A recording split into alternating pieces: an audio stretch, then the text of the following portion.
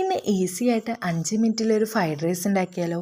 ആദ്യം തന്നെ ഒരു പാത്രം എടുത്ത് അതിലേക്ക് വെള്ളം ഒഴിച്ച് ആ വെള്ളം ഒന്ന് തിളച്ച് വരുമ്പോൾ പാകത്തിന് ഉപ്പും 2 ടീസ്പൂൺ സൺഫ്ലവർ ഓയിലും ഒഴിച്ച് അതിലേക്ക് റൈസ് ആഡ് ആക്കുക.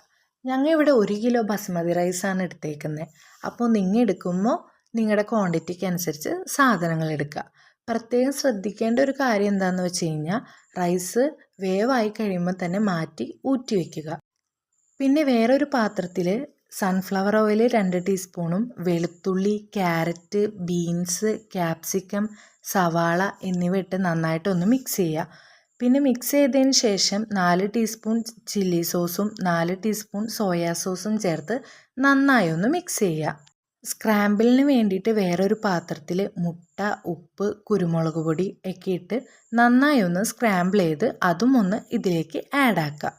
ശേഷം വേവിച്ച റൈസും ഇതിലേക്ക് ആഡ് ആക്കി നന്നായിട്ട് മിക്സ് ചെയ്താൽ നമ്മുടെ ഈസി ഫ്രൈഡ് റൈസ് റെഡിയായി.